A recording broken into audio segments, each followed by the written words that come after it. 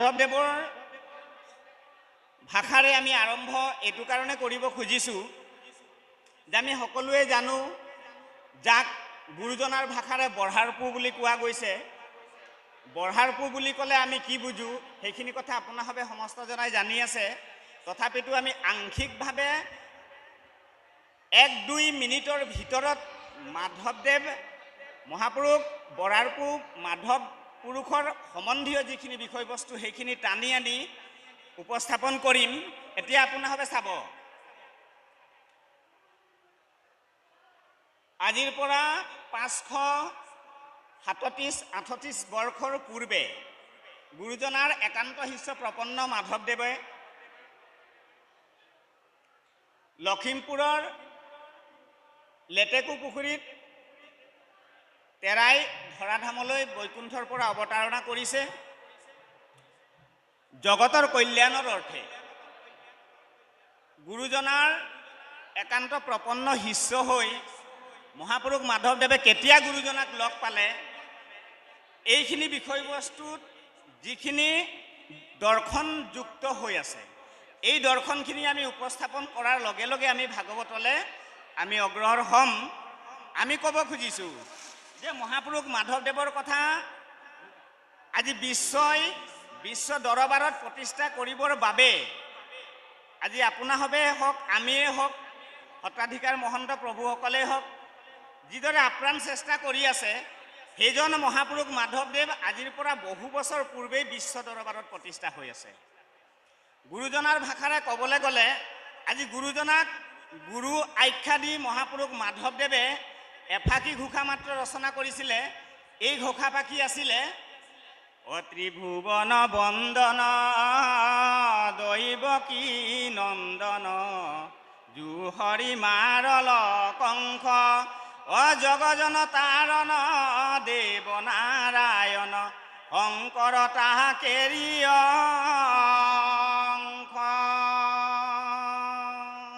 এই আপ্ত শ্লোক ফাঁকিৰ মাধ্যমেদি গুৰুজনাক গুৰু হিচাপে প্ৰতিষ্ঠা কৰা মহাপুৰুষ মাধৱদেৱে পূৰ্বে শাক্ত ধৰ্মৰ এজন লোক আছিল।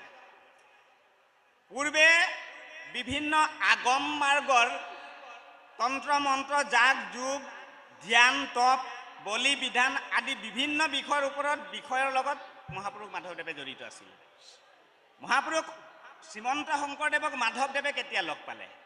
মহাপুৰুষ মাধৱদেৱৰ মাতৃ মনোৰমা আইৰ যেতিয়া শাৰীৰিকভাৱে কিছু বেমাৰে লগ ল'লে বা দেখা দিলে, তেনে এটা মুহূৰ্তত মহাপুৰুষ মাধৱদেৱৰ ভনী জোঁৱাই ৰামদাসক গোসানী দেৱী গোসানীৰ আগত এহাল পাঠা ছাগলী বলি দিয়াৰ উদ্দেশ্যে ৰামদাসক কিছুমান টকা দি সেই টকাৰে পাঠা ছাগলী সংগ্ৰহ কৰিবৰ কাৰণে এটা নিৰ্দেশ দিলে, কটকটীয়া এটা নিৰ্দেশনা কৰিলে যে এই ছাগলী মাতৃৰ আগত বা গোসানীৰ আগত বলি দি মোৰ মাতৃক আৰোগ্য হ'ব। এই চেষ্টাটোৰে যেতিয়া মহাপুৰুষ মাধৱদেৱে পাঠা ছাগলী আই গোসানীৰ কাৰণে যেতিয়া পাঠা ছাগলী বিচাৰি গোটেই ভ্ৰমণ কৰি ফুৰিল, এই ভ্ৰমোতে গাঁৱে গাঁৱে ভ্ৰমোতে গুৰুজনাক লগ পাইছিলে। আৰু গুৰুজনাক লগ পায়েই ৰামদাসে গুৰুজনাৰ পদ্মমুখতে যিখিনি দৰ্শন বা যিখিনি ৰহস্য ঈশ্বৰ তত্ত্ব ৰহস্য যিখিনি উপলব্ধি কৰিব পাৰিলে, সেইখিনি কথাকে আহি মহাপুৰুষ বঢ়াৰপু মাধৱদেৱৰ আগত প্ৰকাশ কৰিলে। তেতিয়ালৈকে মাধৱেই আছিলে। মাধৱদেৱ তেওঁ কিছু সময়ৰ পাছতহে মাধৱদেৱ উপাধি পাইছে। এইজনা ৰামদাসৰ মুখেদি গুৰুজনাৰ ঐশ্বৰ্য, গুৰুজনাৰ গুণ গৰিমাৰ কথা গম পাই বঢ়াৰপু মাধৱদেৱে গুৰুজনাক সাক্ষাৎ কৰিবৰ কাৰণে তেৰাই বন্দুকালে যাত্ৰা কৰিলে। আৰু গুৰুজনাক মাধৱদেৱে লগ পাইছে। মাধৱদেৱে লগ পাই গুৰুজনাক প্ৰণাম কৰি গুৰুজনাৰ লগত কিছু সময় তৰ্কবাদত ব্যস্ত হৈছে। এইখিনি কথাহে অতি দৰকাৰ বৰ্তমানৰ সমাজখনত আৰু বৰ্তমান সমাজ ব্যৱস্থাত। অসমৰ ধৰ্মীয়, সাংস্কৃতিক আৰু বৌদ্ধিক জগতখনৰ কাৰণে মহাপুৰুষ শংকৰ আৰু মহাপুৰুষ মাধৱদেৱৰ যি মণিকাঞ্চন সংযোগ ঘটিছিল, এইখিনি কথা চমুকে ক'বলৈ হ'লে VVI, very very important subject. এইখিনি ইমান গুৰুত্বপূৰ্ণ বিশেষ আপোনালোকে গুৰুত্ব দিব, মনোযোগ দিব। বৰাৰপুৰ মাধৱদেৱে গুৰুজনাৰ পৰা যিখিনি উত্তৰ তেখেতে পাইছে আৰু কালক্ৰমত সেই প্ৰশ্নৰ উত্তৰসমূহে মহাপুৰুষ মাধৱদেৱক এনেধৰণে অনুপ্ৰাণিত কৰিলে যে পোনেই তেওঁ একদিনৰ পাছতে গুৰুজনাৰ ওচৰত, গুৰুজনাৰ চৰণত তেওঁ শৰণাপন্ন হৈছে। কমটি ডাঙৰ কথা বুলি ভাবিছে নেকি? মাত্ৰ এদিন গুৰুজনা গুৰু শংকৰদেৱক লগ পাই বৰাৰপুৰ মাধৱদেৱে দ্বিতীয় দিনাই চাউল, মাহ, কল, নাৰিকল, গুৱা কটা আদি দি তেওঁ গুৰুজনাক গুৰু মানি তেওঁ গুৰুজনাৰ গুৰু মানি তেওঁ শিষ্য হিচাপে গুৰুজনাৰ চৰণত শৰণাগতি হৈছে। এইটো ইমানেই ডাঙৰ কথা, আপোনালোকে এবাৰ ভাবক, মনতে ভাবক, কল্পনা কৰক। আজি এইখন অসম ভূমিত পূৰ্বে প্ৰাগজ্যোতিষপুৰ, কামৰূপ আৰু কিবা কিবি নাম আমি পাইছিলোঁ কিতাপত পঢ়িবলৈ। এইখন এইখন অসমত আজি ক'ত ভাগৱত হোৱা নাই? আপোনালোকে এবাৰ প্ৰশ্ন কৰকচোন, এবাৰ ভাবক সকলোৱে। গাঁৱে ভূঞে, নগৰে চহৰে, নামঘৰে নামঘৰে, সত্ৰই সত্ৰই, সভা সমিতি, শংকৰ উৎসৱ, মাধৱ উৎসৱ, অন্যান্য বিভিন্ন স্থানত বিভিন্ন ধৰণে বিভিন্ন কাৰ্যসূচীৰে এই শ্ৰীমদ ভাগৱতেই হওক, কীৰ্তন শাস্ত্ৰই হওক, গুৰুজনাৰ আদৰ্শখিনি পালন হৈ আছে। তাৰ মাজতে সুৰুঙাবিলাক আপোনালোকে চাওকচোন, তাৰ মাজতে আজিৰ তাৰিখতো এই শংকৰ মাধৱৰ পবিত্ৰ মিলন ক্ষেত্ৰত বিভিন্ন দেৱ দেৱতাৰ পূজা, সেৱা, বলি, বিধান, যাগ, যজ্ঞ, তন্ত্ৰ, মন্ত্ৰ কি যে হোৱা নাই ভাবিছেনে? এবাৰ ভাবকচোন, এটা চমুকে ভাবকচোন, 2 ছেকেণ্ডৰ ভিতৰতে ভাবক, হৈছে নে নহৈছে? আপুনি আমি সদায় দেখি থকা কেইঘৰলৈ মন কৰক, দেখি থকা সেই অঞ্চলবিলাকলৈ মন কৰকচোন এবাৰ। কেতিয়াবা দুখ লাগে নে নালাগে? বাপ সমস্ত আমাক কিন্তু দুখ লাগে, আপোনাৰো দুখ লাগিব। গুৰুজনাৰ দৃষ্টিৰে চাবলৈ হওক বা মহাপুৰুষ মাধৱদেৱৰ দৃষ্টিৰে চাওক, এই যে জীৱহিংসা, এই জীৱহিংসাৰ পৰা মহাপুৰুষ মাধৱদেৱক লোকখিনি তেওঁ খণ্ডিত কৰিবৰ কাৰণে একদম য'ত পৰুণাস্তি চেষ্টা কৰিলে, আৰু ইয়াতকৈ আৰু ভাষা নাই, য'ত পৰুণাস্তি চেষ্টা, বহুত চেষ্টা কৰিলে মহাপুৰুষ মাধৱদেৱে যে গুৰুজনাৰ শ্লোকখিনি, আপ্ত বাক্যখিনি খণ্ডন কৰিবৰ কাৰণে বহুত চেষ্টা কৰিলে। সেইটো কাৰণে আমি য'ত পৰুণাস্তি বুলি কৈছোঁ। তেওঁৰ ওচৰত আৰু চেষ্টা বাকী নাথাকিল। এতিয়া চাব দৃষ্টি, বৰাৰপুৰ মাধৱদেৱৰ প্ৰশ্নসমূহৰ উত্তৰ দিওঁতে 3 প্ৰহৰ লাগিছে। 3 প্ৰহৰত কিমান সময় থাকে? 9 ঘণ্টা সময় থাকে। আমি গুৰুচৰিত্ৰত 3 প্ৰহৰ বুলি পাইছোঁ, গতিকে আমি 9 ঘণ্টা বুলিয়েই কৈছোঁ। গতিকে 9 ঘণ্টা সময় লাগিছে বৰাৰপুৰ মাধৱদেৱৰ মনক সংস্কাৰ কৰি তেওঁক ভক্তি মাৰ্গৰ দৰ্শন দিয়াবৰ কাৰণে। চিন্তা কৰক এবাৰ। শেষত গুৰুজনাই গীতা শাস্ত্ৰৰ পৰা এফাকি শ্লোক মাতিছে, চাব, তাতো বৰাৰপুৰ মাধৱদেৱ সন্তুষ্ট নহ'ল। এই শ্লোকফাকি কি আছিল আপোনালোকে জানে, আমি কেৱল স্মৰণ কৰাইছোঁ। কি ক'লে? সৰ্বধৰ্ম পৰিত্যজৌ মামেকং শৰণং ব্ৰজৌ অহং তা সৰ্ব পাপেভ্যো মোক্ষয়াস্মি মা শুচ। অৰ্থাৎ সৰ্বধৰ্ম এৰি এক শৰণ সাক্ষাৎ, এই দৰ্শনটো বৰাৰপুৰ মাধৱদেৱক সন্মুখত ৰাখি গুৰুজনাই বুজাই আছে, আৰু আপোনাক আমাকো বুজাই আছে মাধৱদেৱক বুজোৱা চলেৰে। চাব কিন্তু এই ফালৰি কাটি এইফালে মহাপুৰুষ মাধৱদেৱৰ ফালে এইফালে সুৰুঙাত পাৰ হৈ যাবলৈ নিদিব। এই গোটেই আপ্ত বাক্যখিনি জগতৰ কল্যাণৰ অৰ্থে, যেনেকে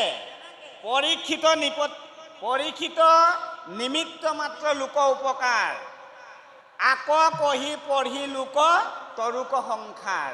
অৰ্জুনৰ নিমিত্ত মাত্ৰ লোক উপকাৰ, আক কহি পঢ়ি লোক তৰুক সংসাৰ। এইটো তত্ত্ব পৰীক্ষিতক উদ্দেশ্যি নিমিত্ত কৰি ভাগৱত কৈ থকা শুকগুৰুৱে গোটেই ভাগৱত প্ৰচাৰ কৰিলে।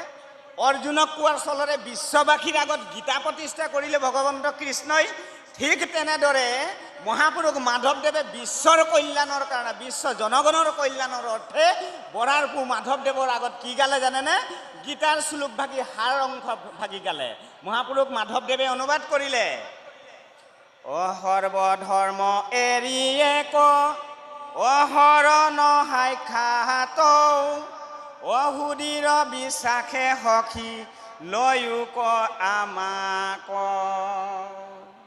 যে তুমি সকলো ধৰ্ম ত্যাগ কৰা, নিগমৰ সকলো ধৰ্ম তুমি ত্যাগ কৰা আৰু নিগমৰ আগমৰ ত্যাগ কৰি তুমি নিগমৰ ভক্তি মাৰ্গ অৱলম্বন কৰা।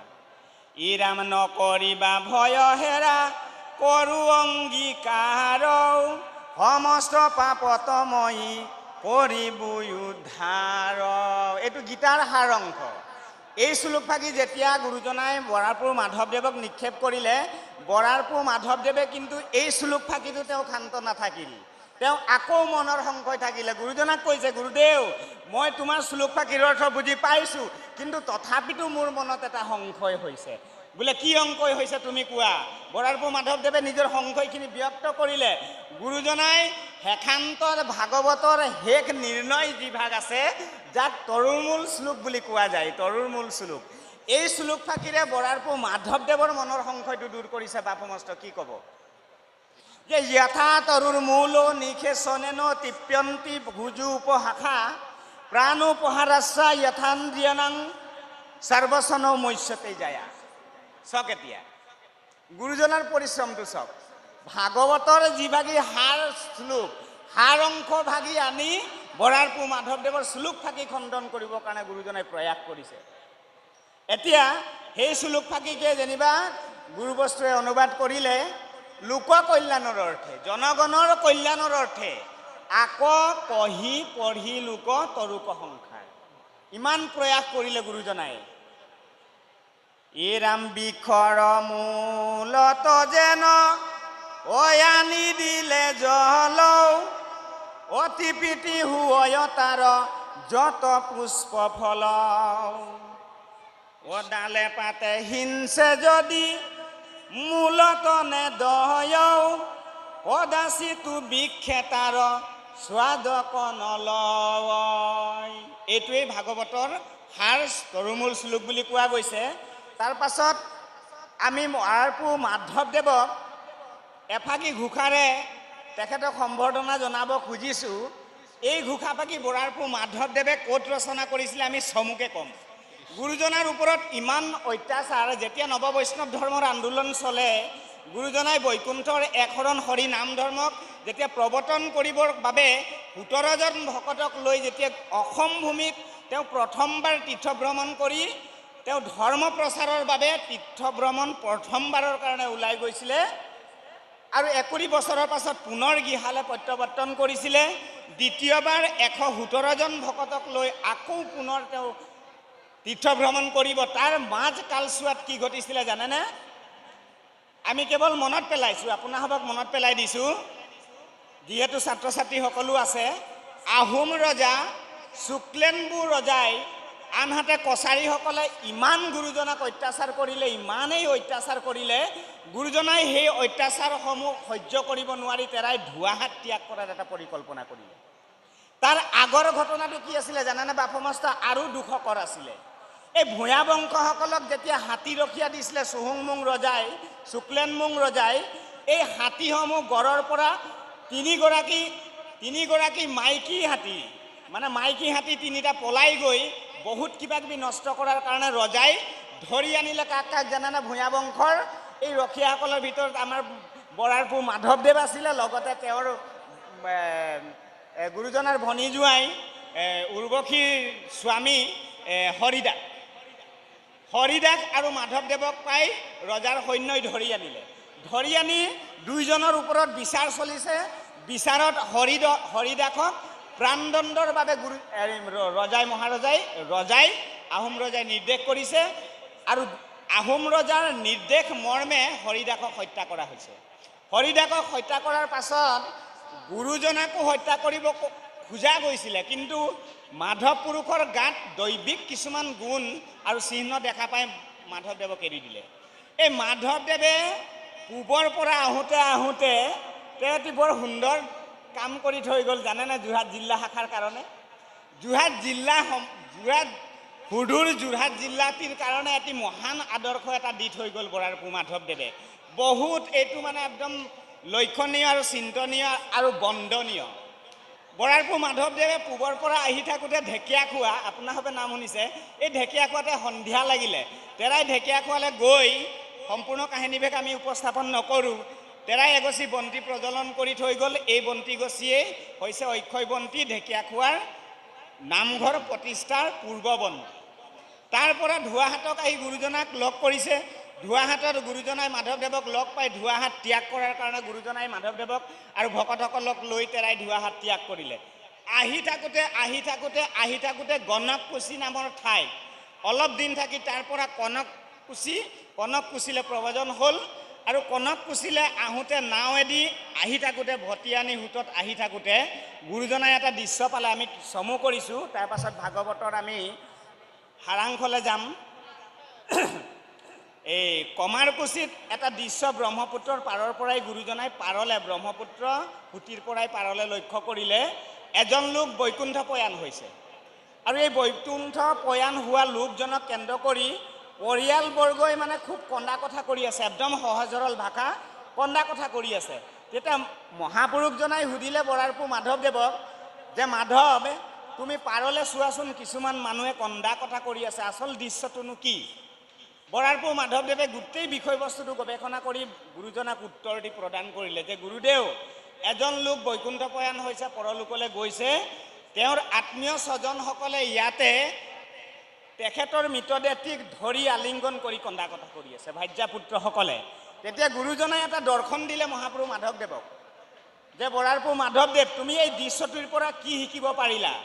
বৰাৰপুৰ মাধৱদেৱে এটি সুন্দৰ দৰ্শন কৰাইছে আপোনাসৱক আমাক যে হে গুৰুদেৱ, মই এই দৃশ্যটিৰ পৰা এটাই কথা মই বুজি পালোঁ যে যেতিয়ালৈকে জীৱই মায়াত আবৃত্ত হৈ থাকে, সাংসাৰিক জীৱই, তেতিয়ালৈকে কিন্তু আত্মজ্ঞানটো প্ৰকাশ নাপায়। আমি মায়াৰ বিষয়ে অকণমান পাছলৈ ক'ম, আমাৰ হাতত অকণমান সময় আছে বাৰু। আৰু নাথ বাপকো আমি পুনৰ আহ্বান জনাম এই আসনলৈ আহিবৰ কাৰণে। আমি আচলতে সহজ সৰল ভাষাৰে এই গোটেই অঞ্চলবাসী ৰাইজ উপকৃত হোৱাকৈ কথাখিনি আমি উপস্থাপন কৰিম। অকণমান সময় লাগিব পাৰে, গতিকে আপোনাৰভাৱে ধৈৰ্যখিনি হেৰাই পেলাব নালাগে। আৰু আজিৰ অনুষ্ঠানটিত ছাত্ৰ ছাত্ৰীসকল যিহেতু আছে, সেইসকলকো আহি আসনত উপবিষ্ট হৈ সুন্দৰ এটা পৰিৱেশৰ সৃষ্টি কৰিবৰ কাৰণে আমি আহ্বান জনাই সেৱা ধৰিলোঁ। তেতিয়া বৰাৰপুৰ মাধৱদেৱক কৈছে, মায়াৰে যেতিয়া আবৃত্ত হৈ থকা এটা জীৱই নিজক চিনি পাব নোৱাৰে। আৰু নিজক আত্মজ্ঞান নোহোৱাৰ বাবে বা নিজক চিনি নোপোৱাৰ কাৰণেই আজি এই মৃত শৰীৰ এটাক ধৰি আত্মীয় স্বজনসকলে কান্দি আছে। মই কি ক'ম, মোৰ ভাষা নাই গুৰুদেৱ।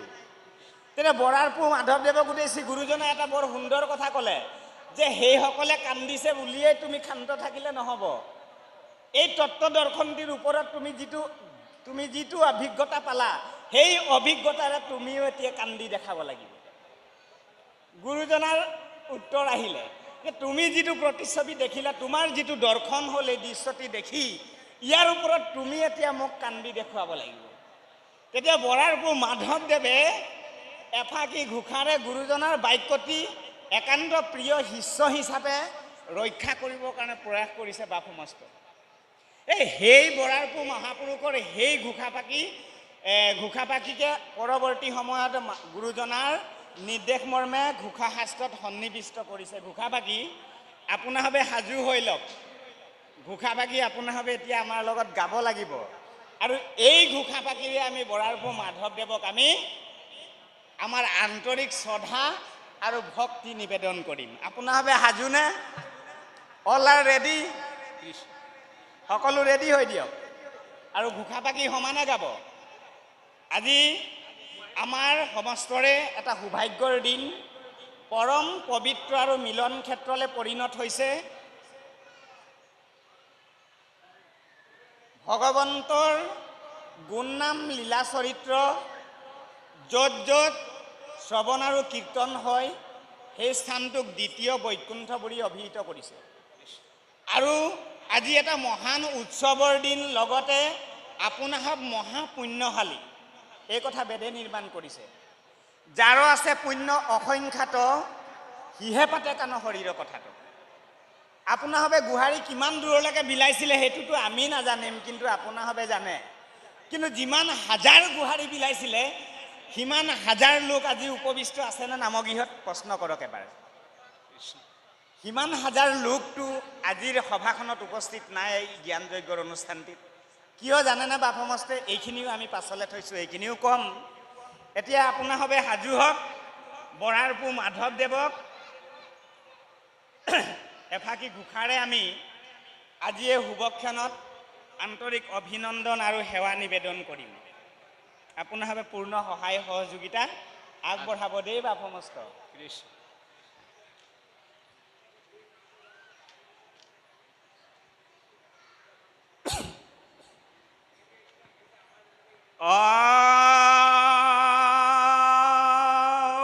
হৰি